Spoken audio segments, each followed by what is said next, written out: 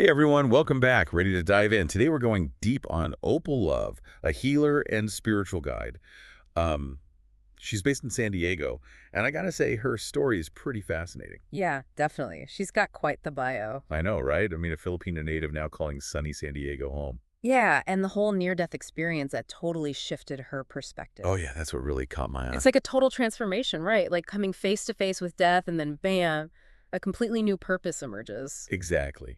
And for Opal, that purpose seems to be all about helping others heal and find themselves. And she seems to do it all through this lens of love, which is pretty powerful when you think about it. Okay, so let's talk training, because seriously, this woman has done it all.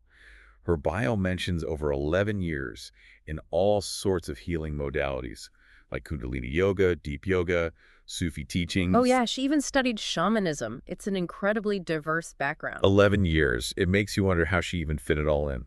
Right.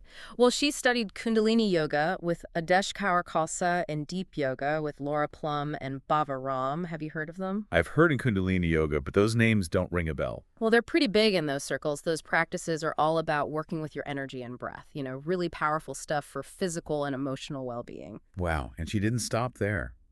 Sufi teachings with a Murshid and a Murshida, then past life regression and shamanic journeying with Ruby Love. It's like she's connecting ancient wisdom from all these different corners of the world. Totally. And then you see her weaving in more modern approaches too, like massage therapy with Miss Stover, and she studied hypnotherapy with Chris Howard. It's really a blend of East meets West, ancient and modern. So cool. It is. And you can see how each piece kind of informs her overall approach, like maybe she's doing hypnotherapy, but she also brings in elements of guided meditation from Kundalini Yoga. It Right. creates this really unique and holistic experience. I can see that. Okay, so she's got all these tools at her disposal. How does she even know where to begin with a client? Well, it seems like intuition plays a big role. Years of experience have really honed that ability for her. And she talks about deep listening, not just listening to what the client is saying, but also tuning into their energy. And apparently she has a special knack for working with kids, like bridging the communication gap between them and their parents. Oh, wow, that's incredible. I know from personal experience how tricky family dynamics can be. Totally. It's super important work. Okay, so speaking of her work, let's break down the specifics of what she actually offers. Hmm. Pranic healing, channeling, mediumship. I gotta admit, some of these, I'm not even sure what they are. Haha. Yeah. All right. Let's take a closer look. So, pranic healing, that's all about working with the body's energy fields to promote healing. You've heard of chakras, right? Yeah, yeah. Right, so it's kind of like that. And channeling involves connecting with spiritual guides for insight and guidance, sort of like tapping into a higher wisdom. Gotcha. Mediumship, on the other hand, is about communicating with those who have passed on. Ah, okay, I get it. So what about this neurodesign engineering and transformational hypnotherapy? Those sound super complex. I know, right? They sound a bit intimidating, but really, neurodesign engineering is about helping you rewire your subconscious thoughts.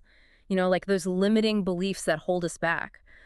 She uses this to help people achieve specific goals and tap into their full potential. Oh, that's cool. So like rewiring your brain for success, basically. Yeah, exactly. And then with transformational hypnotherapy, she's using hypnosis to access the subconscious mind and create lasting change.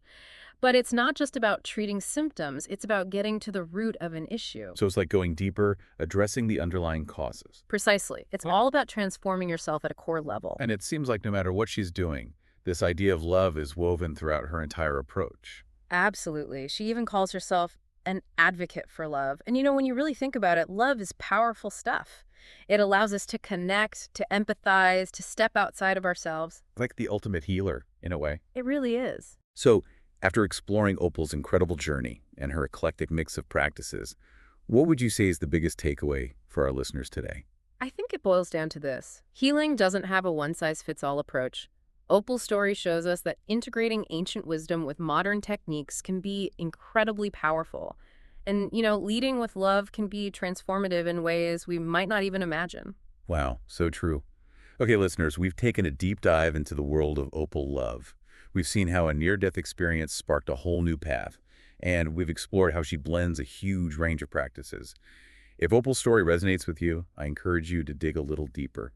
You never know what might spark your own journey of healing and self-discovery. Thanks for joining us today. See you next time.